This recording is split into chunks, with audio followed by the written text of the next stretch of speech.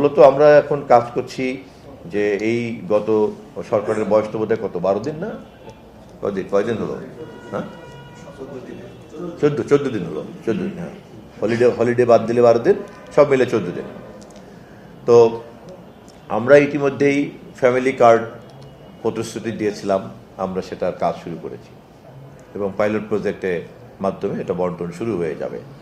আপনারা জানেন যে আমরা শুরুতে 2,500 টাকার মতো দিয়ে শুরু করব, এরপর এটা ধীরে ধীরে বাড়বে এবং এ বিষয়ে ইতিমধ্যেই আপনারা গণমাধ্যমে অনেক বেশি প্রচার করেছেন।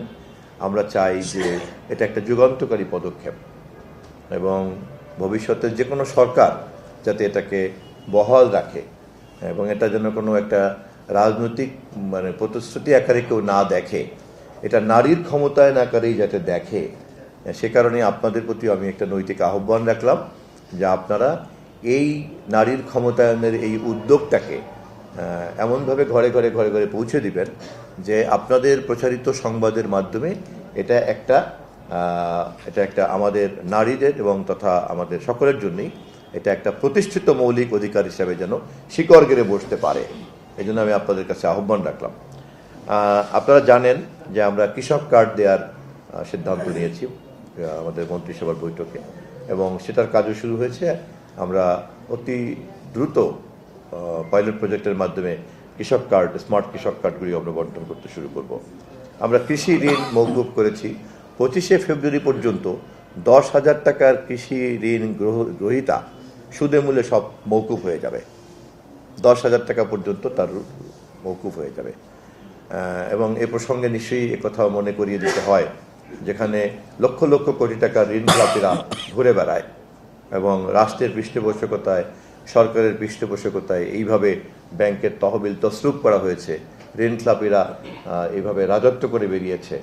ঠিক তার বিপরীতে আমরা ক্ষমতায় এসেই আমাদের নেতা তারেক রহমান, দেশনায়ক তারেক রহমান, তিনি এই সিদ্ধান্ত নিয়েছেন যে কৃষকদের 10,000 টাকা পর্যন্ত ঋণ সুদে মূল্যে মওকুফ করা হবে 25শে ফেব্রুয়ারি পর্যন্ত।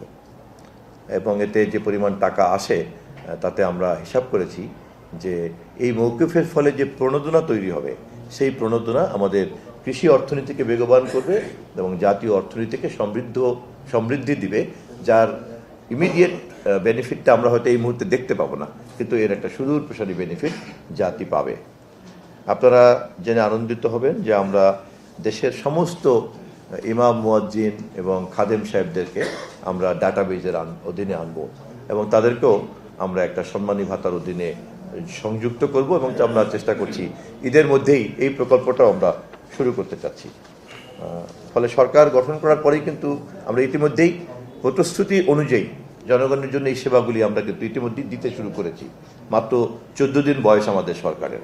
তা আপনাদের মাধ্যমে জাতিকে এই বিষয়ে আমরা অবহিত করতে চাই। আমি মত বিনিময় সভার সুযোগে সরকারের এই তৎপরতাগুলিকেও, যেহেতু তথ্য মন্ত্রণালয়ের দায়িত্ব এটা জানানোর, মন্ত্রণালয় থেকে নানান রকম পদক্ষেপ নেওয়া হবে।